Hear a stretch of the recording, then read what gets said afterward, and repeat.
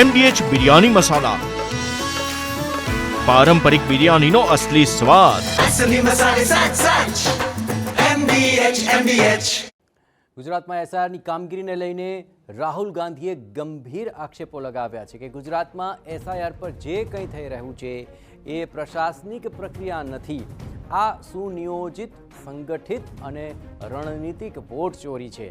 એક જ નામથી હજારો વાંધા અરજીઓ કરવામાં આવી હોવાનો પણ આરોપ લગાવ્યો. જ્યાં ભાજપને હારનો ડર લાગે ત્યાં મતદારો જ સિસ્ટમમાંથી ગાયબ કરી દીધા છે. એસઆઈઆરના નામે આ સિસ્ટમ ગોઠવાઈ રહી હોવાનો પણ રાહુલ ગાંધીએ આરોપ લગાવ્યો. ભાજપને જ્યાં હારનો ડર લાગી રહ્યો છે ત્યાં સિસ્ટમમાંથી મતદારોને જ ગાયબ કરવાનું આ કાવતરું હોવાનું રાહુલ ગાંધીએ આરોપ લગાવ્યો કે સુનિયોજિત, સંગઠિત, રણનીતિક વોટ ચોરી હોવાનું રાહુલ ગાંધીએ પોતાના આ નિવેદનમાં કહ્યું કે એક જ નામથી હજારો વાંધા અરજીઓ રજી થઈ છે. એનો મતલબ એ થયો કે ભાજપને જ્યાં હારનો ડર લાગી રહ્યો છે ત્યાંથી તેમણે મતદારોને ગાયબ કરી દીધા છે અને વોટ ચોરી કરી રહ્યા છે. એસઆઈઆરના નામે તેમણે આ સિસ્ટમ ગોઠવી હોવાનો પણ રાહુલ ગાંધીએ આરોપ લગાવ્યો. સોશિયલ મીડિયા ઉપર તેમણે આ આખા મામલાને લઈને ગંભીર આક્ષેપો લગાવ્યા છે. અને એટલું જ નહીં, આરોપોમાં સ્પષ્ટ લખ્યું કે ગુજરાતની અંદર જે થઈ રહ્યું છે તે પ્રશાસનિક પ્રક્રિયા નથી પરંતુ સુનિયોજિત વોટ ચોરી છે.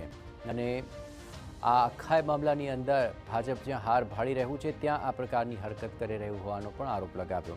ગુજરાતમાં એસઆઈઆર પર જે કંઈ થઈ રહ્યું છે તેને પ્રશાસનીય પ્રક્રિયા પણ ન હોવાનો આરોપ રાહુલ ગાંધીએ લગાવ્યો છે અને તેને એક સંગઠિત, રણનીતિક વોટ ચોરી ગણાવી, સુનિયોજિત વોટ ચોરી ગણાવી.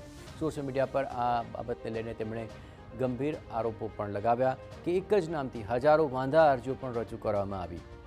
એનો મતલબ એમ છે કે આ પ્રશાસનિક પ્રક્રિયા નથી અને આ જ પ્રક્રિયાના ભાગરૂપે એસઆઈઆરના નામે એક સિસ્ટમ ગોઠવાઈ રહી છે અને તે સિસ્ટમના નામે વોટ ચોરી કરવામાં આવી રહી છે કે જ્યાં અનેક લોકોના જે નામ છે તે ગાયબ થઈ રહ્યા છે. અને ગુજરાતમાં એસઆઈઆરની કામગીરીને લઈને રાહુલ ગાંધીએ આ સૌથી મોટા આક્ષેપો લગાવ્યા છે.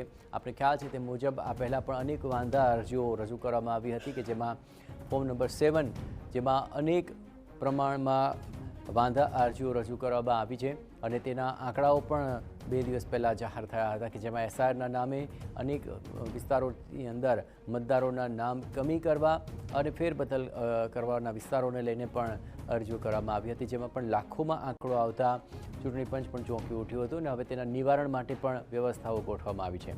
30મી જાન્યુઆરી સુધી આ તમામ બાબતોને લઈને વાંધા અરજી રજૂ કરવાનો સમય આપવામાં આવ્યો છે, પરંતુ એ પહેલાં જ જે વાંધા અરજીઓનો આંકડો સામે આવી રહ્યો છે તેને લઈને કોંગ્રેસે આ પહેલાં પણ વિરોધ કર્યો હતો અને હવે રાહુલ ગાંધીએ આ સમગ્ર મામલે ગંભીર આક્ષેપો લગાવ્યા છે, જેમાં એક જ નામથી હજારો વાંધા અરજીઓ રજૂ કરાઈ હતી. કોંગ્રેસના નેતા મનીષ દોશી આપણી સાથે જોડાયા છે. મનીષભાઈ, આ પહેલાં પણ જે વાંધા અરજીઓ છે તેને લઈને પ્રતિક્રિયા આપી હતી, પણ રાહુલ ગાંધીએ સીધો જ આરોપ લગાવ્યો છે કે આ એક સિસ્ટમના નામે વોટ ચોરી છે. આપનું શું માનવું છે? નિશ્ચિતપણે કોંગ્રેસ પક્ષના વરિષ્ઠ નેતા, જનનાયક અને લોકસભામાં વિપક્ષના નેતા સન્માનીય રાહુલજીએ જે વાત કરી એ જવાબદારીપૂર્વક કરી છે. રાહુલજીએ સૌથી પહેલા દેશ સમક્ષ હજારો પત્રકારોની ઉપસ્થિતિની અંદર કઈ રીતે સુનિયોજિત રીતે વોટ ચોરી ચાલે છે અને કઈ રીતે વ્યક્તિના વોટના અધિકાર ઉપર તરાપ મારવામાં આવે છે અને એમને આખી સંગઠિત જે લૂંટ ચાલે છે તેમાં ચૂંટણી પંચ અને ભારતીય જનતા પાર્ટીની કેવી સાંઠગાંઠ છે એ સમગ્ર પત્તા એક પછી એક કરીને હજારો પાનાઓ લોકો સમક્ષ મૂક્યા પત્રકારોના માધ્યમથી અને અનેક માધ્યમો.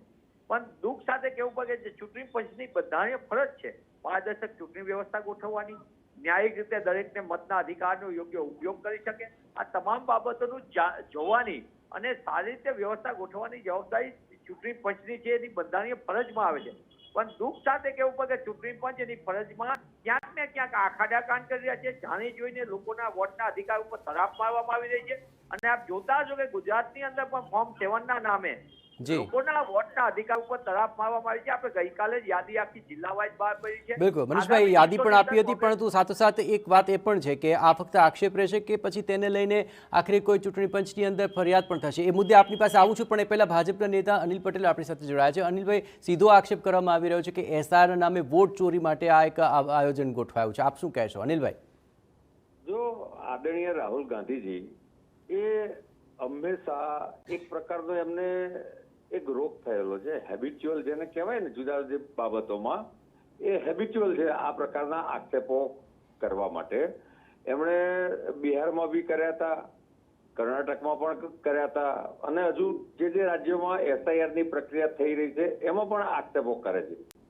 એ વાસ્તવમાં આક્ષેપો કરીને ભાગી જાય છે, પરંતુ આખી ચૂંટણીની પ્રક્રિયા જે સંવિધાનિક રીતે ચૂંટણી પંચ કરી રહ્યું છે એની આખી પ્રોસેસ જ એ સમજવા માટે તૈયાર નથી, અને કાં તો એ સમજે છે પરંતુ એક રાજનૈતિક ધારણાઓના કારણે આ પ્રકારના આક્ષેપ કર્યા કરે. ચલો અનિલભાઈ, મનીષભાઈ જોડાયેલા છે, તેમની પાસે સીધો જવાબ લઈ લઉં. મનીષભાઈ, અનિલભાઈના પ્રશ્નનો શું જવાબ આપશો? અમે રાહુલજીએ સમગ્ર દેશ સમક્ષ જ્યારે પ્રશ્ન પૂછ્યો, અમે ચૂંટણી પંચને પક્ષ પૂછી છે. રાજકીય પક્ષ છે, એમને એમનો પક્ષ રખવાનો, અમને અમારા પક્ષનો છે. પણ રાહુલજીએ જે વાત કરી છે ભારતીય ચૂંટણી પંચની બંધારણ વ્યવસ્થા ઉપરની જવાબદારીને યાદ કરાવી. પણ દુઃખ સાથે કેવું પડે, અમે પ્રશ્ન પૂછીએ છીએ ચૂંટણી પંચને અને એનો જવાબ આપવા માટે ખંડનાથની રૂપમાં બે બાકડા થઈને ભાજપ સામે આવે છે. દેશ સમક્ષ જયારે સમગ્ર વોટ ચોરીનો આખા એક સિલસિલા પર વિગત ખુલી પડી, ભારતીય જનતા પાર્ટી બદલે ચૂંટણી પંચે ખુલાસો કરવાનો, ચૂંટણી પંચે વ્યવસ્થા સુધારવાની છે.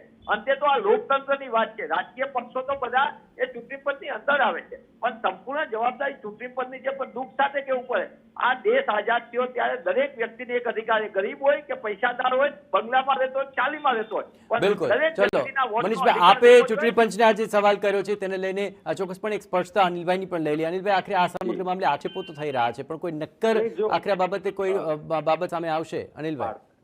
પાર્થભાઈ, મનીષભાઈની એ વાત સાથે હું સંમત છું કે આ ચૂંટણી પંચનો જ વિષય છે અને ચૂંટણી પંચે જ એનો જવાબ આપવાનો છે.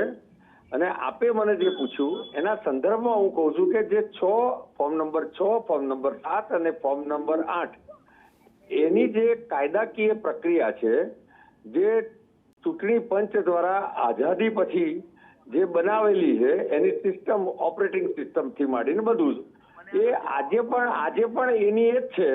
એટલે મારી મનીષભાઈ અને રાહુલજીને પણ વિનંતી છે કે આના સંદર્ભમાં જે કઈ ફરિયાદ હોય એ ચૂંટણી પંચને કરવી જોઈએ, નંબર 1. નંબર 2, ફોર્મ નંબર 7ની જે વાત છે, તો હજુ ચૂંટણી પંચે કોઈ પણ પ્રકારની મતદાર યાદી ફાઇનલ ડિક્લેર કરી નથી. મારી રાહુલજીને એટલી જ વિનંતી છે કે એ ચૂંટણી પંચ જે કઈ ફરિયાદો આવતી હોય છે ફોર્મ નંબર 7ના સંદર્ભમાં, જી બિલકુલ. ચલો એ બાબતે લઈને ચૂંટણી પંચ હવે શું નિષ્કર્ષ લાવે છે તે જોવું મહત્વપૂર્ણ બની રહેશે. અનિલભાઈ, મનીષભાઈ બંનેનો ખૂબ ખૂબ આભાર. પણ હવે જોવાનું રહેશે કે આ ઉહાપો જે મચ્યો છે, આક્ષેપો થયા છે, તેને લઈને ચૂંટણી પંચ તરફથી કોઈ સ્પષ્ટતા આવે છે કે કેમ. MDH કિચન કિંગ મસાલા રસોડામાં હોય તો આપણે કંઈ પણ બનાવી શકીએ છીએ. રીંગણાનો ઓળો, બટેટા ફુલાવર, ભીંડી મસાલા અને બીજું ઘણું બધું. MDH